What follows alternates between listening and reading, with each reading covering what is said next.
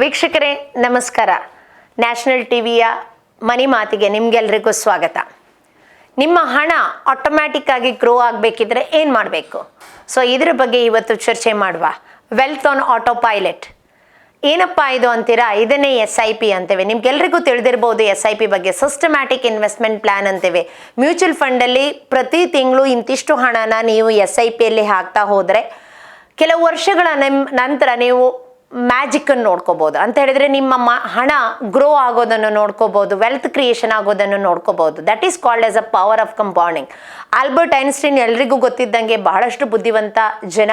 ಅವರು ಹೇಳಿರೋದು power of compounding is the 8th wonder of the world. 8ನೇ ಅದ್ಭುತ. ಒಂದು ವೇಳೆ ಯಾರಿಗೆ ಅದರ ಬಗ್ಗೆ ತಿಳಿದಿದೆ ಅವರು ಹಣ ಮಾಡ್ತಾರೆ, ಯಾರಿಗೆ ಅದರ ಬಗ್ಗೆ ತಿಳಿದಿಲ್ಲ ಅವರು ಹಣ ಕಳ್ಕೋತಾರೆ. ಸೊ ಅಂತೇಳಿದರೆ SIP ಎನ್ನುವಂಥದ್ದು ಸಿಸ್ಟಮ್ಯಾಟಿಕ್ ಇನ್ವೆಸ್ಟ್ಮೆಂಟ್ ಪ್ಲ್ಯಾನ್ ನೀವು ಹಣ ಗಳಿಸೋದಕ್ಕೆ ತುಂಬ ಪ್ರಯೋಜನಕಾರಿ. ಸೊ ಹಾಗೆಯೇ SIP ಮಾಡೋದಕ್ಕಿಂತ ಮೊದಲು ಏನು ಮಾಡ್ಕೋಬೇಕು, ಯಾವ ಅಂಶಗಳನ್ನು ನೀವು ತಿಳ್ಕೊಬೇಕು, ಈ ಅಂಶಗಳನ್ನು ತಿಳ್ಕೊಂಡ ನಂತರವೇ SIP ಮಾಡಲಿಕ್ಕೆ ಹೋಗಿ. ಫಸ್ಟ್ ಆಫ್ ಆಲ್ SIP ಅಂದರೆ ಏನು? ಸಿಸ್ಟಮ್ಯಾಟಿಕ್ ಇನ್ವೆಸ್ಟ್ಮೆಂಟ್ ಪ್ಲ್ಯಾನ್ ಅಂತ ಹೇಳಿದರೆ ನೀವು ಇವತ್ತು ಇನ್ವೆಸ್ಟ್ ಮಾಡಿದರೆ ಸಿಸ್ಟಮ್ಯಾಟಿಕ್ ಆಗಿ ಪ್ರತಿ ತಿಂಗಳು ನೀವು ಹಣನ ಇನ್ವೆಸ್ಟ್ ಮಾಡ್ತಾ ಹೋಗ್ತೀರಿ. ಆಟೋಮ್ಯಾಟಿಕ್ ಆಗಿ ನಿಮ್ಮ ಬ್ಯಾಂಕಿಂದ ಹಣನ ಮ್ಯೂಚುವಲ್ ಫಂಡ್ಗೆ ಹೋಗ್ತಾ ಇರುತ್ತೆ. ಅಲ್ಲಿ ಡಿಫ್ರೆಂಟ್ ಫಂಡ್ಸ್ಗೆ ಡಿವೈಡ್ ಆಗಿಬಿಟ್ಟು ಸಿಸ್ಟಮ್ಯಾಟಿಕ್ ಆಗಿ ಪ್ರತಿ ತಿಂಗಳು ನೀವು ಹಣನ ಇನ್ವೆಸ್ಟ್ ಮಾಡ್ಕೊಂಡು ಹೋಗ್ತಾ ಇರ್ತೀರಾ. ನಿಮ್ಮ ಬ್ಯಾಂಕ್ ಅಕೌಂಟಿಂದ ಹಣ ಮ್ಯೂಚುವಲ್ ಫಂಡ್ ಅಕೌಂಟಿಗೆ ಹೋಗ್ತಾ ಇರುತ್ತೆ. ಅಲ್ಲಿ ನಿಮಗೆ NAV ಸಿಗುತ್ತೆ. ಪ್ರತಿ ನೆಟ್ ಅಸೆಟ್ ವ್ಯಾಲ್ಯೂ ಮೇಲೆ ನಿಮಗೆ ಯೂನಿಟ್ಸ್ ಅಲೋಕೇಟ್ ಆಗುತ್ತೆ.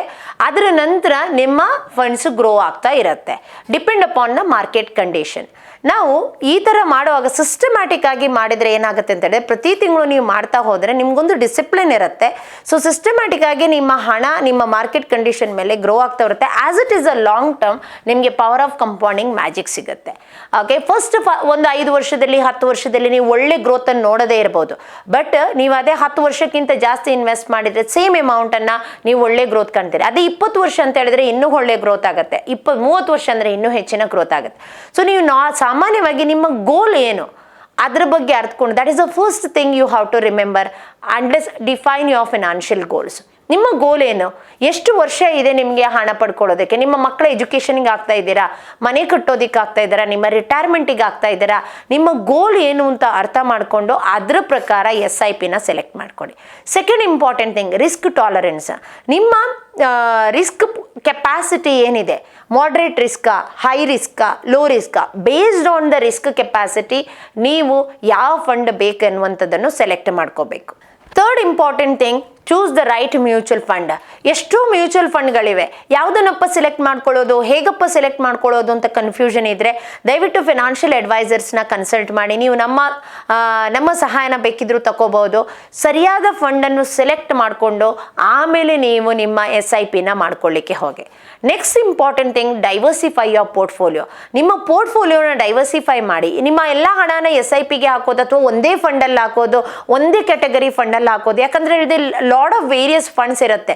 ನಿಮ್ಮ ಲಾರ್ಜ್ ಕ್ಯಾಪ್ ಫಂಡ್ ಇರ್ಬೋದು, ಮಿಡ್ ಕ್ಯಾಪ್ ಫಂಡ್ ಇರ್ಬೋದು, ಸ್ಮಾಲ್ ಕ್ಯಾಪ್ ಫಂಡ್ ಇರ್ಬೋದು, ಫ್ಲೆಕ್ಸಿ ಕ್ಯಾಪ್ ಇರ್ಬೋದು, ಬ್ಯಾಲೆನ್ಸ್ ಕ್ಯಾಪ್ ಇರ್ಬೋದು, ಮಲ್ಟಿ ಕ್ಯಾಪ್ ಇರ್ಬೋದು, ಈ ಥರ ಡೆಟ್ ಫಂಡ್ಸ್ ಇರ್ಬೋದು. ಬೇರೆ ಬೇರೆ ರೀತಿಯಾದಂಥ ಫಂಡ್ಸ್ಗಳಿವೆ. ಪ್ರತಿಯೊಂದು ಫಂಡ್ಸ್ನ ರಿಟರ್ನ್ಸ್ ಬೇರೆ ಇರುತ್ತೆ ಅಥವಾ ಅದರ ಪರ್ಪಸ್ ಬೇರೆ ಇರುತ್ತೆ.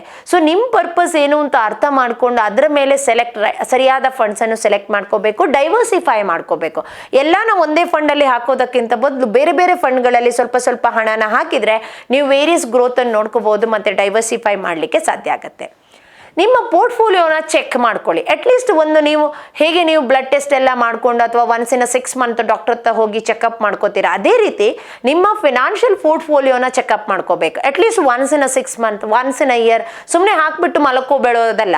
ಸೊ ಆಮೇಲೆ ಅದನ್ನು ನೋಡ್ಕೋಬೇಕು, ಸರಿಯಾದ ರೀತಿಯಲ್ಲಿ ಗ್ರೋತ್ ಆಗ್ತಾ ಇದ್ವ್ಯಾ, ಇನ್ ಕೇಸ್ ಗ್ರೋತ್ ಆಗಿಲ್ಲ ಅಂದರೆ ಯಾವ ಕಾರಣಕ್ಕೆ ಆಗ್ತಾ ಇಲ್ಲ, ಏನಾದರೂ ಚೇಂಜಸ್ ಮಾಡಬೇಕಾ, ಇದನ್ನೆಲ್ಲನ ಅರ್ಥ ಮಾಡಿಕೊಂಡ್ರೆ ಮಾತ್ರ ಖಂಡಿತವಾಗಿಯೂ ನಿಮ್ಮ ಪರ್ಫಾರ್ಮೆನ್ಸು ಚೆನ್ನಾಗಿರುತ್ತೆ. ಸೊ ನೆಕ್ಸ್ಟ್, ಫಂಡ್ ಪರ್ಫಾರ್ಮೆನ್ಸ್ ಎಷ್ಟಿದೆ ಅಂತ ನೋಡಿಕೊಂಡು ನಿಮ್ಮ ಪೋರ್ಟ್ಫೋಲಿಯೋನ ಡೈವರ್ಸಿಫೈ ಮಾಡ್ಕೊಳ್ಳಿ. Next very important aspect, expense ratio. ಪ್ರತಿ ಫಂಡಲ್ಲಿ ಅವ್ರದ್ದು ಎಕ್ಸ್ಪೆನ್ಸ್ ರೇಷೋ ಅಂತ ಇರುತ್ತೆ, ಮ್ಯಾನೇಜ್ ಮಾಡ್ತಾ ಇರ್ತಾರೆ. ಇಲ್ಲಿ ನೀವು ಸ್ಟಾಕ್ ಮಾರ್ಕೆಟ್ ಥರ ನೀವೇ ಹೋಗಿ ಲೈಕ್ ಯಾವ ಸ್ಟಾಕ್ಸ್ ತಗೋಬೇಕು, ಯಾವಾಗ ತಗೋಬೇಕು, ಮ್ಯಾನೇಜ್ ಮಾಡಬೇಕು ಅಂತಿಲ್ಲ. ಸೊ ಅಲ್ಲಿ ಮ್ಯಾನೇಜರ್ಸ್ ಅಂತ ಇರ್ತಾರೆ, ಲೈಕ್ ಫಂಡ್ ಮ್ಯಾನೇಜರ್ಸ್ ಅಂತ ಇರ್ತಾರೆ. ಆ ಫಂಡ್ ಮ್ಯಾನೇಜರ್ಸ್ ಅದನ್ನೆಲ್ಲ ನೋಡ್ಕೊಂಡ್ಬಿಟ್ಟು ನೀವು ತಲೆ ಕೆಡಿಸ್ಕೋಬೇಕು ಅಂತಿಲ್ಲ. ಒಮ್ಮೆ ನೀವು ಸರಿಯಾದ ಫಂಡ್ ಸೆಲೆಕ್ಟ್ ಮಾಡ್ಕೊಂಡ್ರೆ ಪ್ರತಿ ಸರ್ತಿ ರೀಬ್ಯಾಲೆನ್ಸ್ ಮಾಡೋದಿರ್ಬೋದು, ಅದೆಲ್ಲ ಅವ್ರು ಮಾಡ್ಕೋತಾ ಇರ್ತಾರೆ. ಯಾವ ಕಂಪನಿನ ತೆಗಿಬೇಕು, ಯಾವ ಕಂಪನಿನ ಹಾಕೋಬೇಕು ಆ ಫಂಡ್ ಒಳಗಡೆ, ಅಥವಾ ಏನ್ ಮಾಡ್ಬೇಕು ಅದನ್ನೆಲ್ಲ ಅವ್ರು ತಲೆ ಕೆಡಿಸ್ಕೋತಾರೆ. ಯಾಕಂದ್ರೆ they are highly paying jobs. ಅವ್ರಿಗೆ ಹೆಚ್ಚು ಹಣ ಕೊಟ್ಬಿಟ್ಟು ಅವರಿಗೆ ಆ ಕಂಪನಿ ಅವ್ರು ಇಟ್ಕೊಂಡಿರ್ತಾರೆ ಅದನ್ನೆಲ್ಲ ನೋಡ್ಕೊಳ್ಳೋದಿಕ್ಕೆ. ಸೊ ನೀವು ತಲೆ ಕೆಡಿಸ್ಕೋಬೇಕು ಅಂತಿಲ್ಲ. ಬಟ್ ಇಲ್ಲಿ ಏನಾಗುತ್ತೆ ಅಂತ ಹೇಳಿದ್ರೆ ಎಕ್ಸ್ಪೆನ್ಸ್ ರೇಷೋ ಅಂತ ಇರುತ್ತೆ. ನೀವು ಡೈರೆಕ್ಟ್ ಪ್ಲಾನಿಂಗ್ ಹೋದ್ರೆ ನಿಮ್ಮ ಎಕ್ಸ್ಪೆನ್ಸ್ ರೇಷೋ ಕಡಿಮೆ ಇರುತ್ತೆ. ನೀವು ಅದೇ ರೆಗ್ಯುಲರ್ ಪ್ಲಾನಿಂಗ್ ಹೋದ್ರೆ ಎಕ್ಸ್ಪೆನ್ಸ್ ರೇಷೋ ಜಾಸ್ತಿ ಇರುತ್ತೆ. ಯಾಕೆ ಹಾಗಿರುತ್ತೆ ಅಂತ ಹೇಳಿದ್ರೆ ಡೈರೆಕ್ಟ್ ಪ್ಲಾನ್ ಅಲ್ಲಿ ನಿಮ್ಗೆ ಗೈಡ್ ಮಾಡೋರು ಯಾರು ಇರೋದಿಲ್ಲ. ನೀವು ನಿಮ್ಮಷ್ಟಕ್ಕೆ ಫಂಡ್ಸ್ ಅನ್ನು ತಗೋಬೇಕಾಗತ್ತೆ. ಅದೇ ನೀವು ರೆಗ್ಯುಲರ್ ಪ್ಲಾನಿಂಗ್ ಹೋದ್ರೆ ಫಿನಾನ್ಷಿಯಲ್ ಅಡ್ವೈಸರ್ಸ್ ಇರ್ತಾರೆ, ಅವರ ಸರ್ವಿಸಿಗೆ ಕಂಪನಿಯವರು ಅವರಿಗೆ ಕಮಿಷನ್ ಕೊಡಬೇಕಾಗತ್ತೆ. So that may be expense ratio. ನೀವು ಅದರ ಮೊದಲೇ ಒಂದು ವರ್ಷದ ಮೊದಲು ತೆಗಿತೀರಿ ಅಂತ ಹೇಳಿದ್ರೆ there may be some like expenses. Okay, so ಅದೆಲ್ಲವನ್ನು ಅರ್ಥ ಮಾಡಿಕೊಂಡು ಆಮೇಲೆ SIP ಯಲ್ಲಿ ಇನ್ವೆಸ್ಟ್ ಮಾಡ್ಕೊಳ್ಳಿ. Next very important, duration of the SIP. ಎಷ್ಟು ವರ್ಷಕ್ಕೋಸ್ಕರ ಹಾಕಿದ್ದಾರೆ? Is it a short term goal, is it a mid term goal, is it a long term goal? ನಿಮ್ಮ ಗೋಲ್ ಏನು? ಯಾವುದಕ್ಕೋಸ್ಕರ ನೀವು ಈ ಹಣನ ಇನ್ವೆಸ್ಟ್ ಮಾಡ್ತಾ ಇದ್ದೀರಿ? ಎಷ್ಟು ವರ್ಷ ನಂತರ ನಿಮ್ಗೆ ಆ ಹಣ ಬೇಕು? ಇದ್ರ ಬಗ್ಗೆ ನೀವು ಅರ್ಥ ಮಾಡಿಕೊಂಡು ಡ್ಯೂರೇಷನ್ ನೋಡ್ಕೊಳ್ಬೇಕು. ಯಾಕಂತ ಹೇಳಿದ್ರೆ ಆ ಡ್ಯೂರೇಷನ್ ಮೇಲೆ ನೀವು ಫಂಡ್ ಸೆಲೆಕ್ಟ್ ಮಾಡೋದು ಇರುತ್ತೆ. ಸೊ ನೆಕ್ಸ್ಟ್, ಸ್ಟೇ ಡಿಸಿಪ್ಲಿನ್ ಇರಿ. ಯಾಕಂದ್ರೆ ನೀವು ಒಮ್ಮೆ ಹಾಕೊಂಡು ಹೋಗಿ 5 ತಿಂಗಳ ನಂತರ ಬಿಟ್ಬಿಡೋದಲ್ಲ. ಸೊ ಒಮ್ಮೆ ಹಾಕಿದ್ಮೇಲೆ ಬಿ ರೆಗ್ಯುಲರ್. ಯಾಕಂದ್ರೆ ನಿಮಗೂ ಸೇವಿಂಗ್ಸ್ ಹ್ಯಾಬಿಟ್ಸ್ ಬೆಳೀತಾ ಇರುತ್ತೆ, ಅಥವಾ ಲೈಕ್ ಇನ್ವೆಸ್ಟಿಂಗ್ ಹ್ಯಾಬಿಟ್ಸ್ ಬೆಳೀತಾ ಇರುತ್ತೆ. ನೀವು ಒಮ್ಮೆ ಸಡನ್ ಆಗಿ ನೋಡಿದ್ರೆ ಓಕೆ ಚೆನ್ನಾಗಿ ಅಲ್ಲಿ ಗ್ರೋತ್ ಬರ್ತಾ ಇದೆ, ನಿಮಗೂ ಖುಷಿ ಆಗ್ತಾ ಇರುತ್ತೆ. ನಾನು ಮೊದಲೇ ಹೇಳ್ದಂಗೆ ಕೆಲವು ತಿಂಗಳಲ್ಲಿ ಕೆಲವು ವರ್ಷಗಳಲ್ಲಿ ಒಳ್ಳೆ ಗ್ರೋತ್ ನೋಡೋದೇ ಇರ್ಬೋದು. ಬಟ್ ನೀವು ಸ್ಲೋಲಿ ಇನ್ಕ್ರೀಸ್ ಮಾಡ್ತಾ ಇದ್ರೆ ಪವರ್ ಆಫ್ ಕಾಂಪೌಂಡಿಂಗ್ ಮ್ಯಾಜಿಕ್ ಆಗಿ ವರ್ಕ್ ಆಗುತ್ತೆ, ಮತ್ತೆ ನಿಮಗೆ ಖಂಡಿತವಾಗಿ ಒಳ್ಳೆ ಗ್ರೋತ್ ಸಿಗುತ್ತೆ. Next very important thing, review periodically. ಆಗಾಗ ರಿವ್ಯೂ ಮಾಡ್ತಾ ಇರಿ. ಸೊ ಚೆನ್ನಾಗಿ ವರ್ಕ್ ಆಗ್ತಾ ಇದೆಯಾ, ಇಲ್ಲ ಅಂತ ಹೇಳಿದ್ರೆ ನಾನು ಹಿಂಗೆ ಚೇಂಜಸ್ ಮಾಡ್ಕೋಬೇಕು. ಸೊ ಇದನ್ನೆಲ್ಲ ನೋಡ್ಕೊಂಡ್ಬಿಟ್ಟು ನೀವು ಕಂಟಿನ್ಯೂ ಮಾಡ್ಕೊಳ್ಳಿ, ನಿಮ್ಮ SIPನ ಕಂಟಿನ್ಯೂ ಮಾಡ್ಕೊಳ್ಳಿ. Next very important thing, emergency fund. ನಿಮ್ಮಲ್ಲಿ ಎಮರ್ಜೆನ್ಸಿ ಫಂಡ್ ಇಲ್ಲ ಅಂತ ಹೇಳಿದ್ರೆ ದಯವಿಟ್ಟು SIP ಮಾಡ್ಲಿಕ್ಕೆ ಹೋಗಬೇಡಿ. ಯಾಕಂತ ಹೇಳಿದ್ರೆ emergency fund is the important thing. ನೀವು ವರ್ಕಿಂಗ್ ಪ್ರೊಫೆಷನಲ್ ಅಂತ ಹೇಳಿದ್ರೆ ಮಿನಿಮಮ್ 6 ಮಂತ್ ಇದೆ ಎಮರ್ಜೆನ್ಸಿ ಫಂಡ್ ನಿಮ್ಮಲ್ಲಿ ಇರಬೇಕು, monthly expenses. If you are a retired person, minimum you should have like 1 year of expenses ನಿಮ್ಮಲ್ಲಿ ಇರಬೇಕು. ಅದಾದ್ಮೇಲೆ SIP ಮಾಡೋದಿಕ್ಕೆ ಹೋಗಿ. ಇಲ್ಲ ಅಂತ ಹೇಳಿದ್ರೆ ನಾಳೆ ಏನಾದರೂ ಎಮರ್ಜೆನ್ಸಿ ಬಂದಾಗ ನೀವು ಹಣನ ತೆಗಿಬೇಕಾಗತ್ತೆ. ಆಗ ನಿಮ್ಮ ಮಾರ್ಕೆಟ್ ಕಂಡೀಷನ್ ಚೆನ್ನಾಗಿಲ್ಲ ಅಂತ ಹೇಳಿದ್ರೆ ನೀವು ಹಣನ ಕಳ್ಕೊಳ್ಳುವಂಥ ಸಾಧ್ಯತೆನೂ ಇರುತ್ತೆ. So next important thing like tax implications. So ನೀವು ಟ್ಯಾಕ್ಸ್ ಪ್ರತಿಯೊಂದಕ್ಕೂ ಇಂಡೆಕ್ಸೇಷನ್ ಬೆನಿಫಿಟ್ ಇರುತ್ತೆ, ಕೆಲವುದಕ್ಕೆ ಲಾಂಗ್ ಟರ್ಮ್ ಕ್ಯಾಪಿಟಲ್ ಗೇನ್ ಇರುತ್ತೆ, ಕೆಲವುದಕ್ಕೆ ಶಾರ್ಟ್ ಟರ್ಮ್ ಕ್ಯಾಪಿಟಲ್ ಗೇನ್ ಇರುತ್ತೆ. ಇದೆಲ್ಲನೂ ಅರ್ಥ ಮಾಡಿಕೊಂಡು ದೆನ್ SIPನ ಇನ್ವೆಸ್ಟ್ ಮಾಡ್ಲಿಕ್ಕೆ ಹೋಗಿ. ನೆಕ್ಸ್ಟ್ ಇಂಪಾರ್ಟೆಂಟ್, ರಿಡಂಪ್ಷನ್ ರೂಲ್ ಅಂತ ಹೇಳಿದ್ರೆ ನೀವು ರಿಡೀಮ್ ಮಾಡೋವಾಗ ಏನಾದರೂ ರೂಲ್ಸ್ ಇದೆಯಾ? ಇಷ್ಟು ವರ್ಷದ ನಂತರನೇ ರಿಡೀಮ್ ಮಾಡಬೇಕು. ಫಾರ್ ಎಕ್ಸಾಂಪಲ್ ELSS ಇದೆ, ಈಕ್ವಿಟಿ ಲಿಂಕ್ಡ್ ಸೇವಿಂಗ್ ಸ್ಕೀಮ್ ಅಂತ ಇದೆ. ಆ ಈಕ್ವಿಟಿ ಲಿಂಕ್ಡ್ ಸೇವಿಂಗ್ ಸ್ಕೀಮಲ್ಲಿ ಏನಿರುತ್ತೆ, 3 ವರ್ಷ ತನಕ ನೀವು ಹಣನ ತೆಗೆಯುವಂಗೆ ಇಲ್ಲ. ಅದು ಟ್ಯಾಕ್ಸ್ ಬೆನಿಫಿಟಿಗೋಸ್ಕರ ಮಾಡುವಂತಹ ಮ್ಯೂಚುವಲ್ ಫಂಡ್.